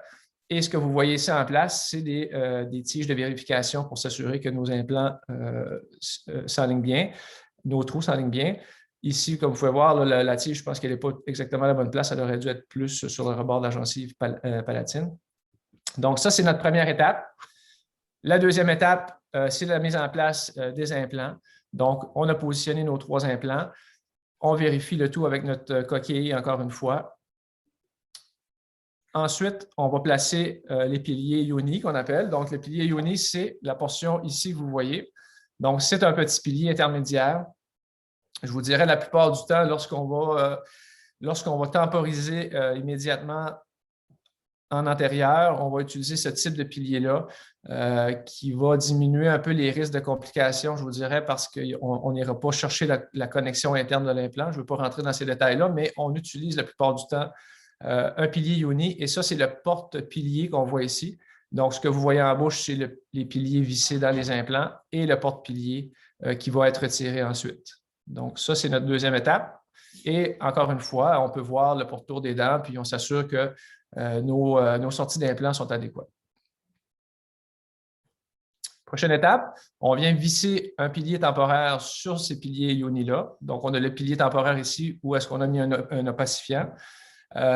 On s'assure que le trou de vis est bien bloqué. Ça, c'est très important. Et on prend une précaution de plus ici, dans ce cas-là, c'est qu'on s'est fait une digue perforée pour éviter justement que notre acrylique qu'on va utiliser rentre dans les gencives parce qu'on n'a pas encore fait nos ajouts osseux et l'acrylique pourrait se faufiler dans l'alvéole résiduelle. Donc, on met une digue bien scellée ici et à l'aide de notre deuxième coquille, on vient faire notre temporaire directement en bouche. On applique nos répliques d'implants. Donc, c'est ce que ça donne en bouche ici. On voit la gouttière. Dans ce cas-ci, la gouttière, on l'a fait continuer sur la gencive pour avoir un bon support et avoir une bonne précision. On laisse le tout durcir, on dévisse et ensuite, on va faire la finition au laboratoire. Donc, pendant que je suis au laboratoire à faire la finition du temporaire, le patient va passer sa radiographie. Donc, ça, c'est la radiographie en attendant le temporaire. Ensuite, on a le... Oh, Julie, allô Julie. Ensuite, on a le temporaire fini ici. Donc, c'est quand même un peu de travail manuel de technicien de laboratoire, si on veut. Ces temporaires-là auraient pu être faits à l'avance. Par contre, ce cas-là, on a décidé de tout faire à la clinique parce qu'on voulait maîtriser toutes les étapes. Donc, c'est un peu de travail de laboratoire, mais le patient, après 1 heure maximum d'attente, va pouvoir repartir avec des dents temporaires. Donc, on fait une belle finition. On s'assure ici, là, je vous fais remarquer là, un profil étroit, doux, graduel, qui vient chercher l'alvéole de la dent. Donc, c'est super important. On ne vient pas comprimer l'os à l'intérieur de l'alvéole. On reste assez étroit. C'est ce que ça nous donne comme temporaire. Et une fois la mise en bouche du temporaire, ça, c'est le suivi post-mise en bouche 2 semaines, en fait. Et là, bien, on a reçu un appel de Georgette qui disait que son pont était trop court. Mais bref, c'est très volontaire. Donc, vous comprendrez que le patient n'a pas beaucoup d'occlusion. C'est un cas à risque. Il n'y a pas beaucoup d'occlusion postérieure. Et il faut à tout prix que ce pont-là soit hors de l'occlusion. Donc, c'est quand même un défi. Et s'il y a de l'occlusion, d'avoir une occlusion qui est vraiment très équilibrée. Donc, c'est ce qui explique un peu l'espace qu'il y a ici. Mais quand même, on peut apprécier, là, après 2 semaines, l'état de la gencive qui vient se mouler aux gencives. L'état de la gencive ici au niveau palatin. On voit nos trous de vis qui sont vraiment au niveau palatin. Donc, et ça, c'est le cas initial. Donc, on n'est quand même pas très loin. Le patient, lui, pour sa part, il est très content et le dentiste aussi parce que c'est quand même un certain défi de faire ce type de traitement-là. Ça demande beaucoup de travail, mais bref. Alors, vous pouvez comprendre, on a fait un mélange d'analogique et de numérique. C'est-à-dire qu'on a procédé à la bonne vieille technique, mais on s'est servi de nos technologies pour notre planification puis pour pouvoir faire nos temporaires. Donc, c'est un cas particulier où est-ce qu'on s'est servi. On a fait du hybride, en fait. Voilà, Anne. C'est à toi non, encore. C'est moi encore, excuse-moi. Excusez. Deuxième cas. Deuxième cas, c'est un cas qu'on a fait de A à Z, en fait. C'est-à-dire qu'on a fait la planification. Donc, ici, on a des images du scan 3D, le i4.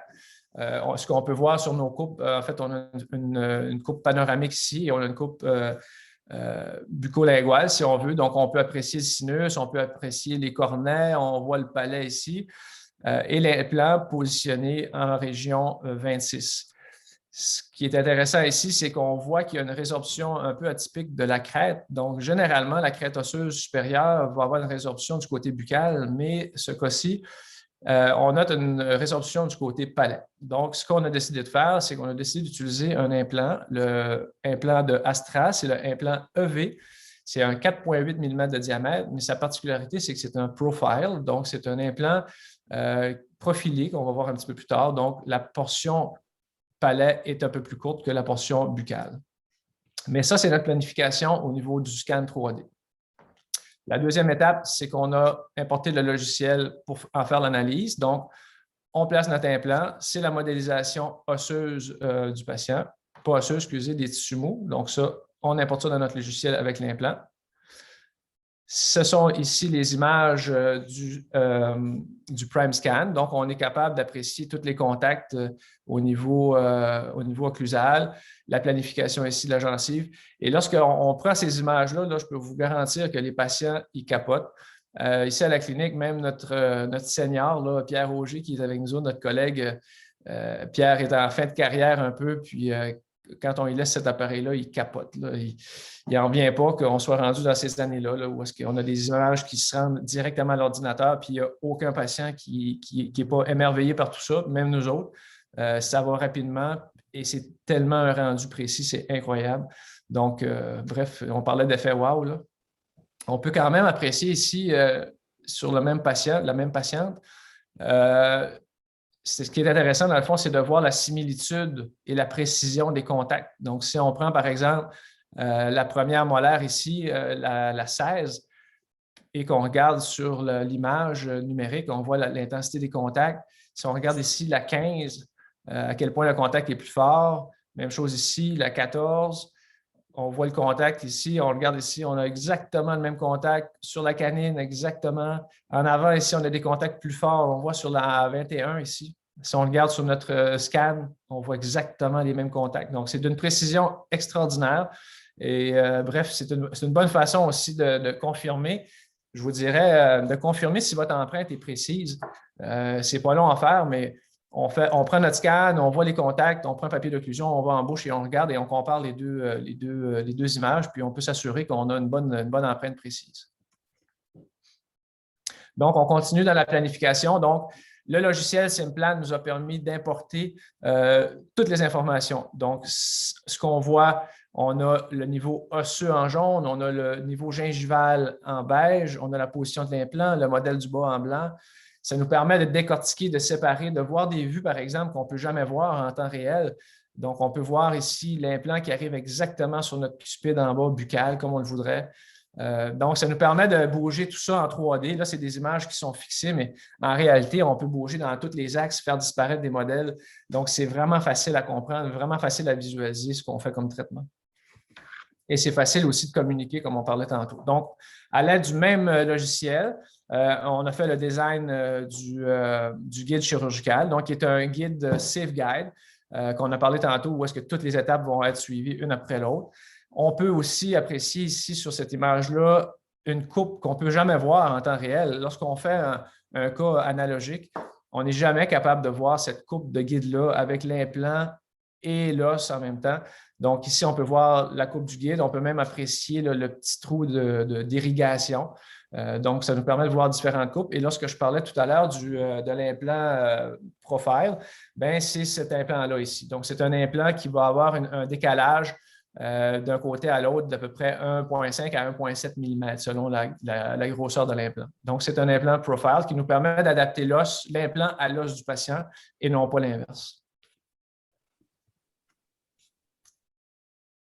Alors voilà, différentes coupes de notre guide encore une fois. Je passe rapidement. Le cas en bouche. Donc, on essaie, en premier lieu, on essaie le guide, s'assurer qu'il n'y a aucune imperfection, que le fit est parfait, ce qui était le cas.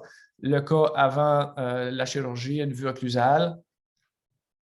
Et là, c'est facile parce que tout est planifié, tout est organisé, il n'y a aucune surprise. Le patient sait exactement où on s'en va. Nous, on sait exactement où on s'en va. On sait qu'à 9 mm, on va arriver au sinus. On va devoir faire l'élévation sinusale. Je vous dirais que le guide est peut-être vendu pour faciliter la tâche, c'est vrai, mais il ne faut pas faire 100% confiance au guide.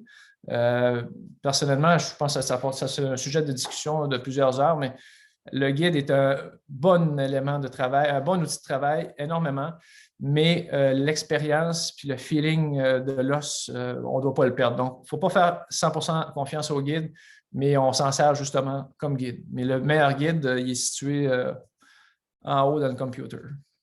Donc, ici, on voit, le guide a été fait pour être supporté par des dents. Par contre, voyez-vous, on a dû faire une modification parce que le guide nous empêchait de lever notre lambeau. Donc, ce n'était pas un cas idéal pour ça. Si on avait eu une crête énorme, très large, on aurait pu utiliser ce type de guide-là sans les modifications et faire un punch, mais ici, on ne voulait absolument pas faire de punch parce qu'on voulait garder notre tissu kératinisé au maximum. Donc, toutes les étapes, on voit ici là, ce qui est très bien et qu'il n'y avait pas avant. Il y a un petit trou d'irrigation qui nous permet d'irriguer et de ne pas surchauffer notre os. Ce n'est pas parfait. Par contre, c'est vraiment mieux que c'était avant. Là, avant ça, il n'y avait pas de trou d'irrigation. Donc, comme on a vu tantôt, là, toute la série de drills, là, une après l'autre, avec les petites sleeves ici là, qui vont venir s'adapter parfaitement au trou du guide. Et on va faire l'ostéotomie, en fait, pour notre préparation d'implant. Donc, ça, c'est la préparation finie. Avant de mettre l'implant, on était rendu au niveau du sinus. Donc, on a fait un ajout d'os au niveau sinusal avec des ostéotomes. Donc, on a fait notre préparation et avant d'arriver au sinus, on a utilisé des ostéotomes. On a placé notre os ici, comme vous pouvez voir. On voit l'ostéotome ici. Et donc, avec un maillet et l'ostéotome, on vient mettre un peu d'os au niveau du sinus en s'assurant de ne pas perforer cette membrane sinusale. On peut faire ces cas-là lorsqu'on a de 1 à 3 mm, je dirais, d'os manquant. Donc, quand on est plus que ça, généralement, on va passer avec une technique par fenêtre latérale. Mais dans ce cas-là ici, c'était simple de passer par le trou de l'implant. Donc, c'est ce qu'on a utilisé comme technique. C'est l'implant EV Profile. Comme on peut voir tantôt, on a bien vu qu'il y avait un décalage. L'implant en place, on vient faire notre profil d'émergence qui est très important pour permettre un beau profil de la couronne finale. Et la chirurgie terminée. Donc, ça fait une belle chirurgie assez rapide, je dirais. Probablement un peu moins rapide qu'à main levée, comme on fait plus souvent, mais bref, très précise. Et maintenant, on attend la guérison qui va être de 2 à 4 mois pour ensuite faire la conception de la couronne finale. Voilà pour un cas 100% guidé. Et la couronne qui va être faite, ce n'est pas l'objectif de parler de ça là, pour ce cas-là, mais la couronne qui est faite, c'est une couronne avec un pilier Atlantis Custom Base qui est numérisé aussi et la couronne va être numérisée aussi qui est faite en zircone et machinée. Notre prochain cas, un molaire supérieur. Donc, ici, ce qui est intéressant, encore une fois, on a fait la chirurgie et de façon conventionnelle avec le scan 3D, mais pas guidé. On a fait notre chirurgie et ici, ce qu'on voit, dans le fond, c'est la prise d'empreinte numérique. Donc là, la phase chirurgicale est terminée et on est en phase conception de la dent. Donc, on va venir utiliser nos scans body qu'on a vu tantôt, spécifiques à l'implant et à la compagnie qu'on a placé l'implant. Donc, c'est le scan du haut, le scan du bas. Encore une fois, on voit le tacheté gris qui vient nous assurer que nos deux modèles ont été reconnus pour bien s'adapter ensemble.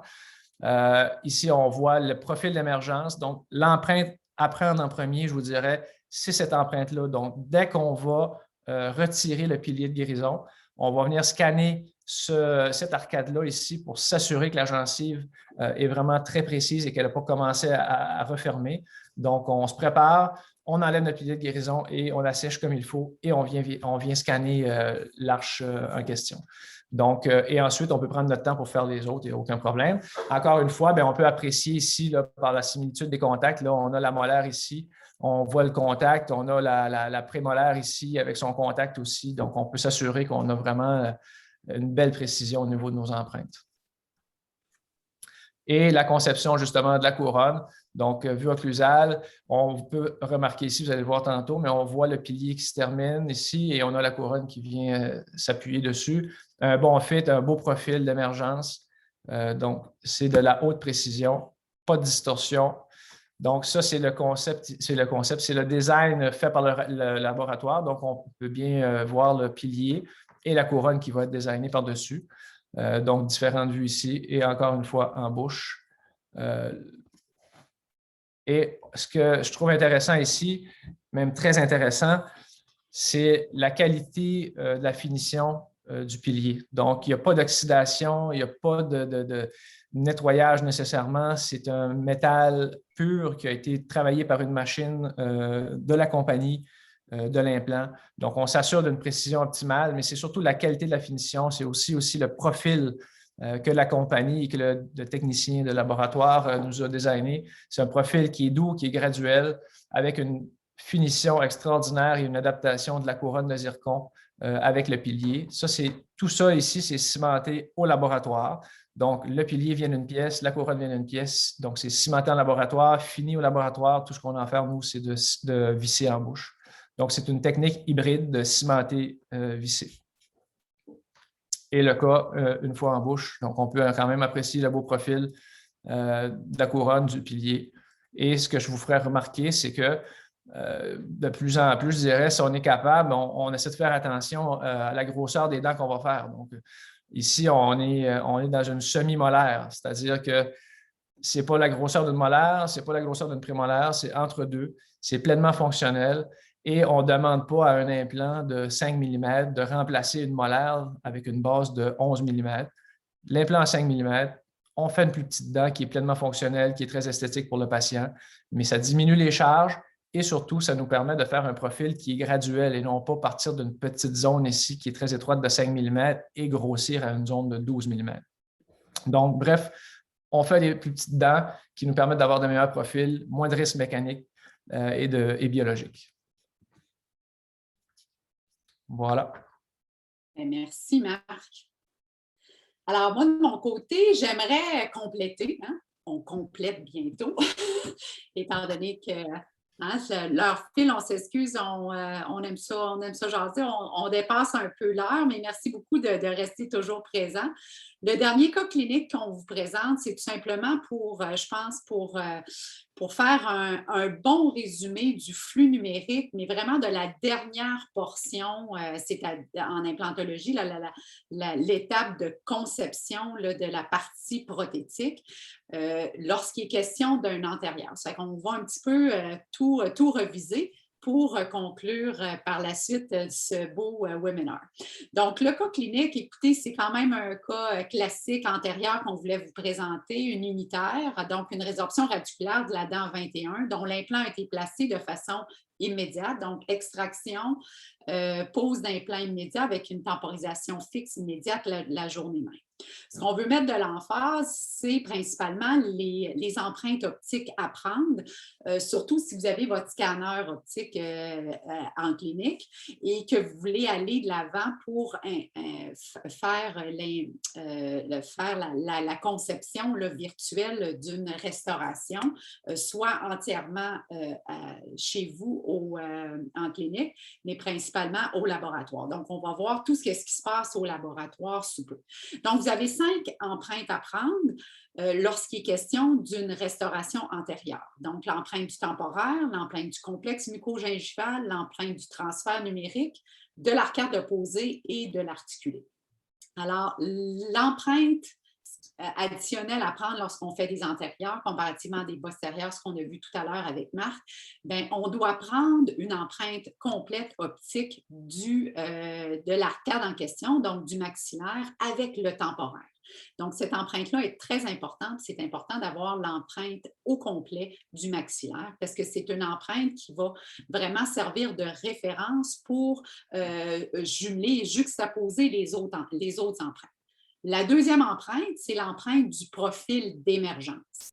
Alors, comme l'a montré tout à l'heure Marc, étant donné, là, par contre, c'est une dent antérieure qu'on a fait un temporaire, donc ça l'élimine si vous y allez de façon analogue, là, avec une empreinte conventionnelle. Vous vous souvenez, on avait montré beaucoup la technique du poté. Hein? Donc, insérer le temporaire dans un poté, puis transmettre ce poté-là au technicien de laboratoire. Donc, ça, c'est pour remplacer cette empreinte-là. Donc, au niveau optique, ce que vous faites, c'est vous enlevez votre temporaire, puis immédiatement, vous prenez, dans les secondes qui suivent, une empreinte sectionnelle du profil d'émergence. Donc, c'est l'empreinte numéro 2 à fournir aux techniciens de laboratoire. La troisième empreinte, c'est avec le scan body. Ça se prend exactement comme en postérieur. La quatrième empreinte, c'était l'empreinte complète. Hein, c'est important que ce ne soit pas sectionnel, mais l'empreinte complète de l'arcade opposée. Et en cinquièmement, l'articulé, comme on a vu dans les cas antérieurs. Donc, une fois que vous avez scanné, vous avez fait vos scans intra-oraux, toutes ces données-là vont être transférées via le Connect Case Center si vous avez un Prime Scan et les données vont être reçues immédiatement par votre technicien de laboratoire. Le technicien de laboratoire, qu'est-ce qu'il fait? Bien, il doit regarder si la collecte est adéquate, puis si vous avez tout bien pris les empreintes, c'est-à-dire les empreintes optiques, le transfert numérique est-il bien en place, puis l'enregistrement d'occlusion, est-ce qu'il est là, puis est-ce que c'est adéquat? Alors, tout ça, ça va former ces fichiers STL-là, donc vont être récoltés. Et puis là, bien, on va être rendu à l'étape de fabrication du pilier en premier. Donc, du pilier, dans ce cas-ci, ça va être, comme on l'a vu dans le cas précédent, ce qu'on recommande, c'est faire un pilier custom base de chez Atlantis. Donc, la fabrication du pilier. Puis par la suite, on va faire la fabrication de la couronne qui va être faite au laboratoire ou, si vous aimez mieux, la faire chez vous en clinique.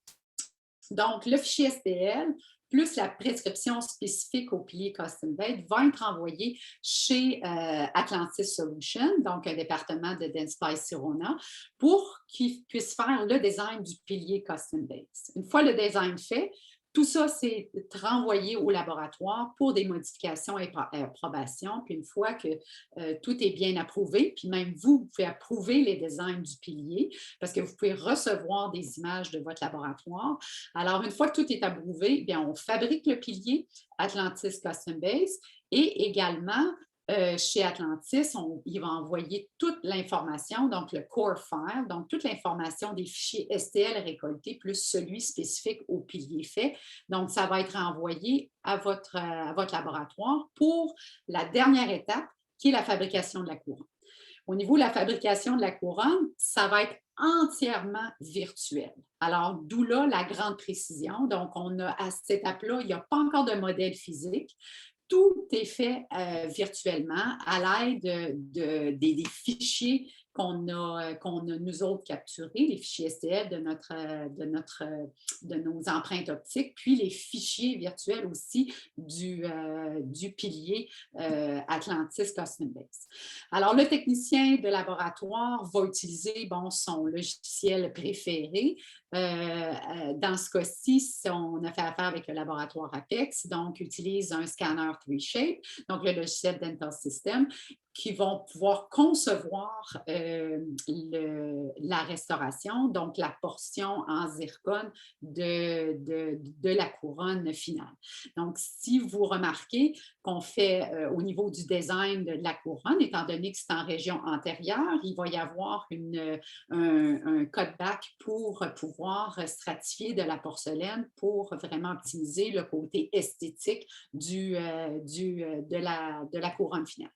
Tout ça va être usiné, hein, donc, et puis Par la suite, en parallèle, ce qui va rester à faire en parallèle de l'usinage de la couronne en zircone, c'est la fabrication du modèle maître, parce que la dernière étape, l'étape ultime de la fabrication du pilier de la couronne, ça va être une étape manuelle. Donc, tout est entièrement virtuel, sauf la dernière étape. Donc, ça prend un modèle qui va être imprimé à l'aide d'une imprimante 3D, suite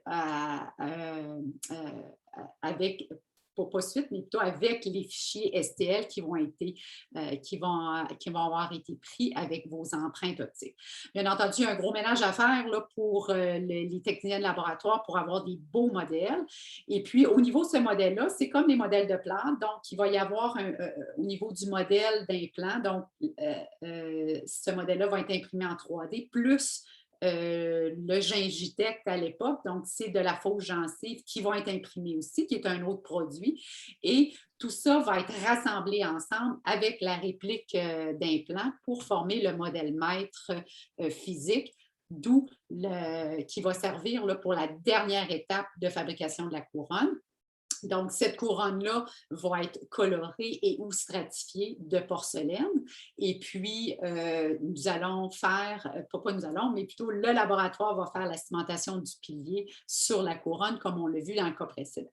Alors, la belle boîte va être avec tout le contenu du produit final, la couronne va être envoyée à la clinique physiquement pour pouvoir par la suite faire la mise en bouche. Alors, on peut vraiment bien apprécier là, rapidement la duplication de la couronne finale par rapport au temporaire et la mise en bouche finale qui a un rendu esthétique quand même assez incroyable.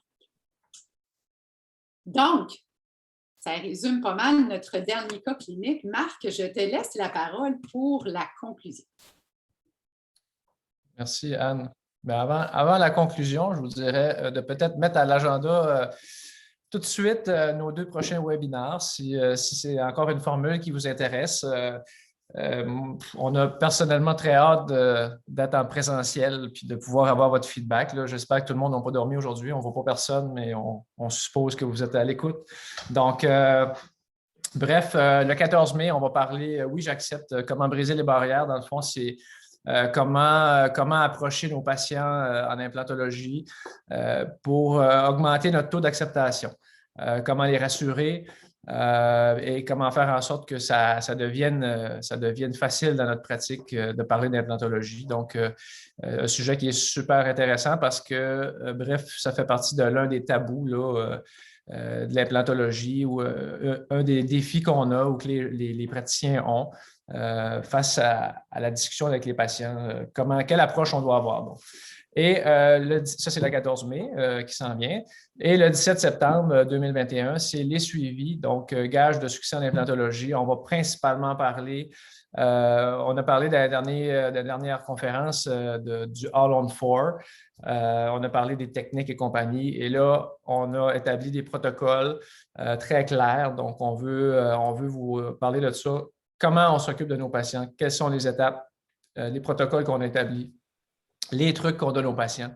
Donc, vraiment, c'est une belle structure, c'est une belle conférence à suivre pour savoir comment s'y prendre puis prendre des trucs pour mieux suivre nos patients dans notre bureau. Donc, finalement, en conclusion, le numérique, qu'on le veuille ou pas, il est là pour rester. On a tous été réticents à un moment donné à avoir un téléphone cellulaire. Se dire, puis c'était gros. Puis aujourd'hui, on ne se passerait pratiquement pas de ça. Ça fait partie de nos vies. Les ordinateurs, c'est pareil.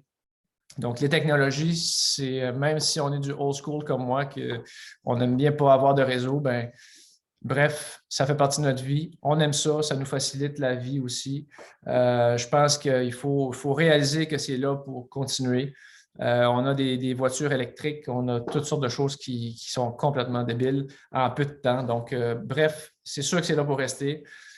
Moi, ce que j'aime énormément de ça, c'est la communication, parce qu'on sait que la communication, c'est la base de tout. On a bien beau essayer de faire quelque chose de bien. Si on communique mal ce qu'on veut faire, c'est difficile. Et je trouve complètement phénoménal de pouvoir regarder mon téléphone puis de pouvoir apprécier ce que le technicien est en train de travailler dessus pour faire une dent pour un patient. La communication est facile, c'est rapide. Il faut l'utiliser. On l'utilise déjà. C'est la même chose avec nos téléphones, un texto. On n'est pas obligé de parler de vive voix nécessairement, mais un texto rapidement fait, ça fait le travail souvent. Donc, c'est la même chose. Je considère ça comme un texto. La rapidité à laquelle on est capable d'avoir une information ou donner un cue à un référent, un petit texto, une image. Donc, c'est très rapide et ça nous permet de le faire facilement. Donc, ça rend notre travail très efficace. La précision est au rendez-vous, vous l'avez vu, là. On n'a pas parlé, on n'a pas comparé nécessairement les techniques d'empreinte analogique comme on faisait avant versus le numérique, mais on est en avant de ces produits-là, donc on est encore plus précis. Bref, la durée et précision égale durabilité. Donc, si on a quelque chose d'ultra précis, bien, c'est certain qu'on va avoir de la durabilité au niveau de nos traitements. On l'a vu au niveau de la précision des empreintes, de la distorsion. Il n'y a pas de distorsion de plate, il n'y a pas de distorsion d'empreinte, il n'y a pas de distorsion thermique, il n'y a rien, c'est juste du numérique, c'est des données qui sont printées ou sculptées. Donc, bref, c'est superbe. L'effet wow pour votre pratique, bien, comme je vous ai dit, un jour, ça va devenir gênant de ne pas pratiquer avec ces technologies-là parce que les patients vont arriver chez nous puis ils vont dire « Ah, j'ai vu telle affaire à telle place. Ah, mon dentiste, il m'a fait une couronne avec sa machine. Vous autres, vous prenez pas ça, vous, les scanners? » Puis il y a 2-3 ans, là, je l'ai eu, ce commentaire-là, à un moment donné. Puis, je suis un ancien de CEREC, j'en ai fait beaucoup. Mais tu sais, de me faire dire, ben ah oui, mon dentiste, moi, il ne prend pas d'empreinte, il fait ça avec un appareil, là, ça s'en va à l'ordinateur, puis ah, ouais, c'est superbe. Fait que, bref, l'effet wow, l'effet de rétention pour vos patients, c'est débile. Puis je vais vous dire que, comme je dis, ça va devenir gênant un jour de ne pas avoir ces technologies-là dans nos pratiques. Je vous dirais qu'il faut commencer par des cas simples. On voit ce qui se fait ailleurs. Il y a des conférenciers ou des cliniciens qui font des choses complètement débiles. Et ce qu'on ne sait pas, c'est qu'en arrière de ça, bien, il y a 5 ans, il y a 10 ans de pratique, d'essais, erreurs. Donc, je vous dirais, on a la technologie, on est là. Les systèmes, il n'y a pas longtemps, ne se parlaient pas entre eux autres. Aujourd'hui, les systèmes se parlent. C'est des plateformes ouvertes. Donc, on est capable de mélanger différents systèmes. Commencez par des cas simples. Ayez du plaisir, faites-vous supporter si vous avez besoin par quelqu'un, mais c'est vraiment un petit bonheur de travailler avec ces outils-là. Chez Implant Québec, ce qu'on s'est dit ou on s'est dit qu'on commençait par des cas simples, c'est sûr. Ça fait déjà plusieurs années qu'on fait du numérique à différents niveaux. Chez nous, étant donné qu'on a une pratique qui est un petit peu spécifique à l'implantologie et de référencement, ça peut être difficile d'intégrer tout ce flux-là parce qu'on ne restaure souvent pas au final. Donc, mais avec ce qu'on a fait comme département numérique, ça nous a permis d'intégrer ces technologies-là à différents stades de notre traitement. Et c'est comme ça qu'on l'apprécie beaucoup. C'est comme ça qu'on va continuer à travailler avec. Comme je disais, on n'a pas de centre de machinage ici pour faire des couronnes. Là. On n'est pas là. Mais bref, on est capable à différents niveaux d'utiliser les technologies, puis on l'apprécie de plus en plus. Puis je vous dirais en conclusion finale, ben, let's go numérique. Il ne faut pas avoir peur. Vous pouvez nous consulter, demander notre avis. On va vous stimuler à utiliser ces technologies-là, c'est sûr. C'est vraiment des petites merveilles. Puis, on est full emballé. On a des rénaux qui s'en viennent pour avoir des salles numériques. Bref, on est full dedans. Anne, je ne sais pas si tu avais quelque chose à conclure. Je pense que tu as fait une excellente conclusion. Il n'y a pas grand-chose à rajouter, sauf de vous remercier infiniment à tous pour votre présence. Merci infiniment à notre équipe. Hein? L'équipe est à quelque part virtuellement, mais en présence dans les lieux. Alors, merci infiniment. Merci à Dentsply Sirona, à Julie Dubé et tout le support technique parce qu'on en a eu besoin quand même pas mal. Alors, merci infiniment. On serait rendu à la période de questions s'il y en a qui ont des questions. Sans ça, bien, vous pouvez aller profiter du beau soleil qui reste de cette belle journée hein, qui maintenant termine un petit peu plus tard avec le changement d'heure. Donc, merci. Merci de votre patience, de votre présence. Puis, merci à l'équipe de Dentsply Sirona qui nous ont supportés, là, Julie, Les, entre autres, qui est à Toronto pour Densplay Sirona, qui nous ont supportés dans toute la logistique que ça implique et qui nous ont aussi réconfortés et guidés dans cette nouvelle expérience pour nous autres. On en est bien contents, puis bref, on a quand même hâte de vous voir live, comme diraient les jeunes. Alors, on est prêt pour les questions. On est disponible, moi et Anne. Bon, mais ça fait un plaisir, premièrement, là, de collaborer avec vous. Vous avez dû être très, très clair parce qu'en fait, il n'y a aucune question, juste des remerciements et des bons week-ends. Alors, je présume que vous avez été très, très clair. Bon, mais c'est super. Merci beaucoup, Julie, pour l'animation. Ça me fait plaisir. Peut-être un petit mot pour les crédits, un petit rappel. Vous allez recevoir dans 24 heures environ un lien pour l'enregistrement pour pouvoir revoir à votre guise le cours. Et dans environ 2 semaines, vous allez recevoir un email avec un lien pour l'évaluation du cours et le crédit également. Alors, un bon week-end à tous. Merci. Puis pour ceux et celles qui voudraient, qui n'ont pas eu la chance de le voir, qui voudraient le voir, je pense que le webinaire va être disponible, sans les crédits malheureusement, mais il va être disponible s'il y a quelqu'un dans l'équipe qui aurait voulu voir la conférence. Juste à contacter Anne Petitclerc à notre clinique ou Julie. Là. Oui, avec plaisir. Excellent. Bien, merci à tous. Bon week-end. Merci Anne. Au revoir. Bye. Bon week-end. Bye.